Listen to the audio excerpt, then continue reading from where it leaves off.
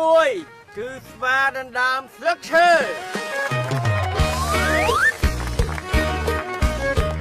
ក្រុមក្រញាំនិករាជបង្ក្រាបសត្វឆ្មា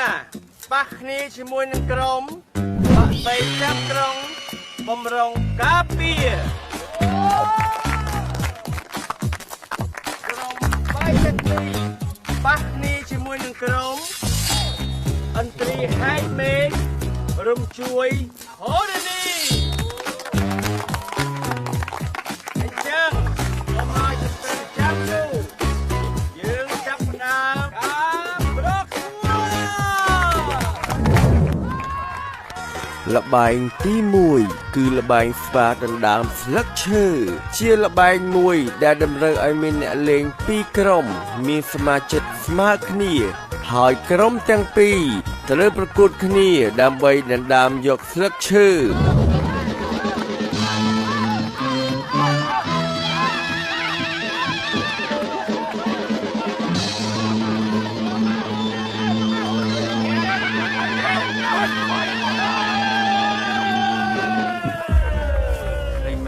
តានេះក្រុមដែលលេចធ្លោជាងគេគឺជាក្រុមអន្ត្រីហែកមេឃរំជួយអូលី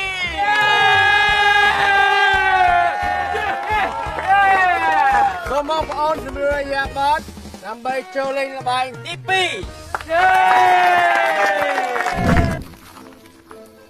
មីយូម៉េច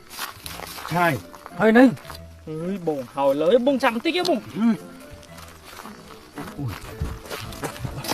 ទីល្បែងទី2ល្បែងលោតបាវមែនហើយយើងឯនៅឆាយ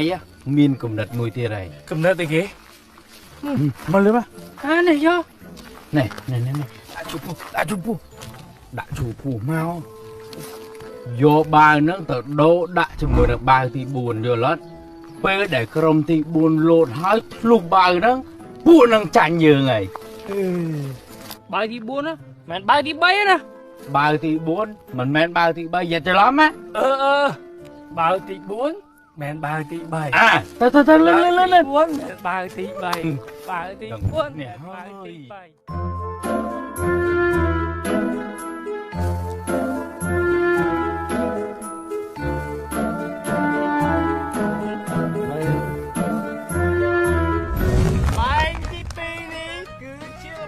លោតបាយ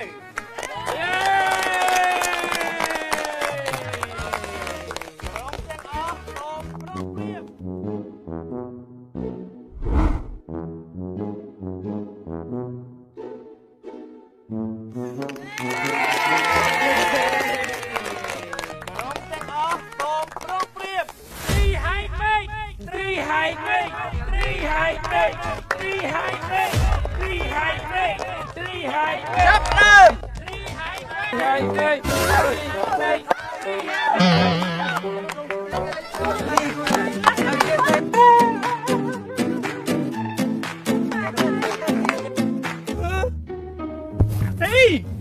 ខោរឹងខ្ញុំ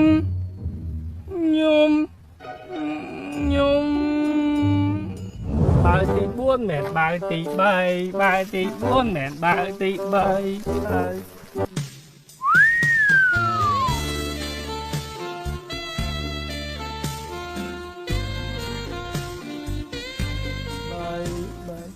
បាវទី3មែនបាវទី4បាវទី3មែនបាវទី4បាវទី3មែនបាវទី4បាវទី3មែនបាវទី4បាវទី3មែនបាវទី4 1 2 3បាវទី3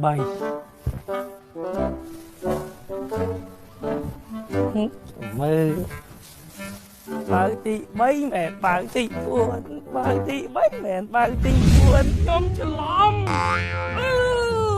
យកូនឲ្យបាច់កាយអាទីគិតមើលជើ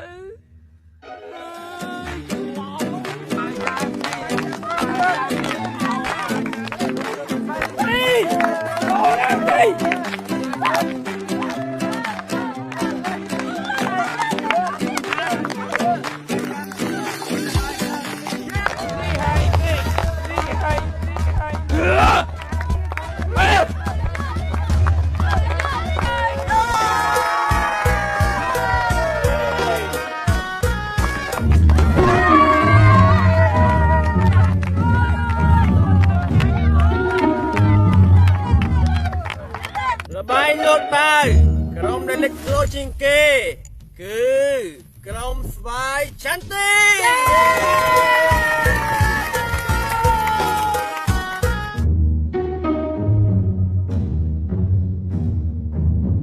ដោយល្បែងពីមុនមាន2ក្រុមដែលលេចធ្លោជាងគេ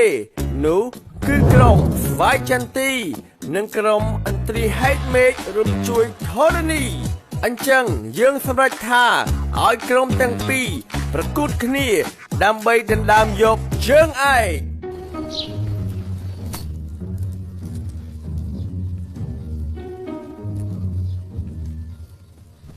បងយើងធ្វើមួយយោជនាក្រុមនឹងបានទៅមើលមៀតគេឡើងដាំងមែនតាអូបងមានវិធីមួយនៅពេលដែលគណៈកម្មការនិយាយថាចាប់ផ្ដើមយើងទាំង3នាក់យើងចាប់ផ្ដើមទប់សិនទប់រហូតដល់ក្រុមនឹងបាក់កម្លាំងនៅពេលដែលបាក់កម្លាំងហើយបងស្រែកថាផ្ដាច់យើងចាប់ផ្ដើមទាញមកទៅហឹងមកហ្មងយើងអាចមានឱកាសឈ្នះកន្លែងហ្នឹងយើងប្រើតិចនិកមិនមានន័យថាមានកន្លងអាចឈ្នះយើងបានទេហ្នឹងហើយតោះឥឡូវយើងរករៀបចំខ្លួនទៅគេរៀបចំកន្លែងល្បែងប្រកួតចិត្តហើយយើងកុំអោយខកខានសូមស្វាគមន៍ជាមួយនឹងក្រុមឥន្ទ្រីហេតុមេឃរួមជួយធរណីនិងក្រុមស្វាយចន្ទទីសូមស្វាគមន៍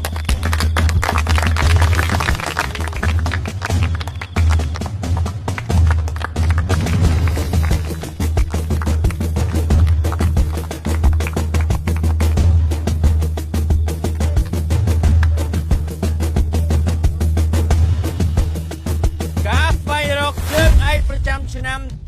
2026បានមកដល់ហើយសូមចាប់ផ្ដើម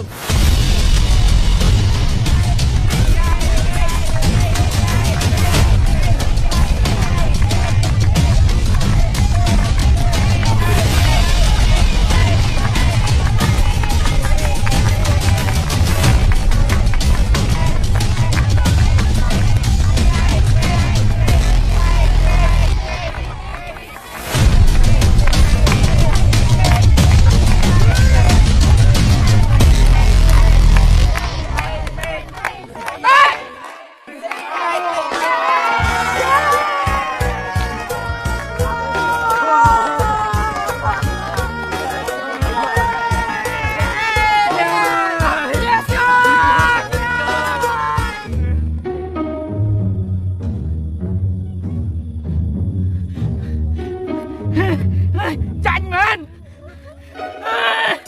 បាននេះមកអាចខ្មាស់គេណាចាញ់គេអត់ទេមកបានហើយខ្មាស់គេណាមកជើងឯកល្បែងជាប្រៃប្រចាំឆ្នាំ2026របស់ភូមិចង់បានទៅលើក្រុមស្វាយចន្ទទី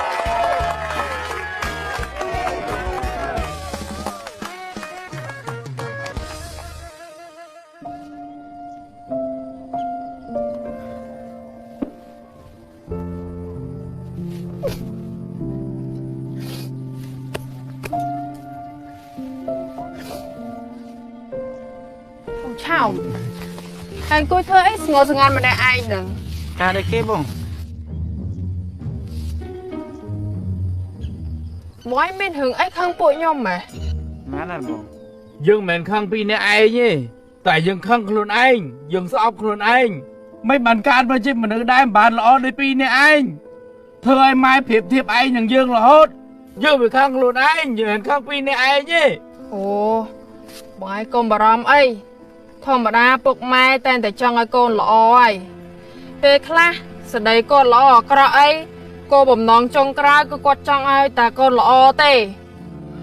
ធម្មតាមនុស្សម្នាក់មានចំណុចល្អចំណុចអាក្រក់ខុសគ្នាមិនអាចប្រៀបធៀបគ្នាបានពួកខ្ញុំល្អបែបពួកខ្ញុំ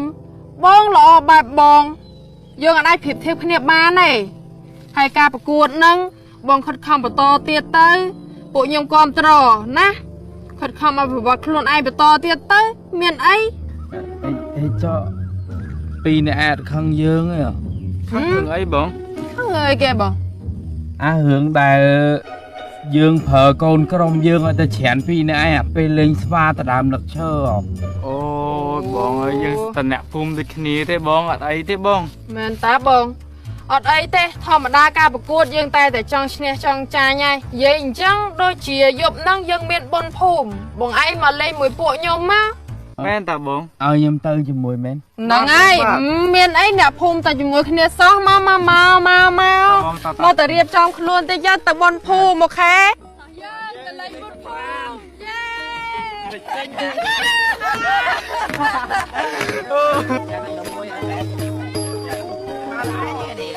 បាទជួយទិញម្នាក់ម្ដាមកឆ្ងាញ់ណាស់ មនុស្សថនណាមួយគេបងឲ្យមកដើម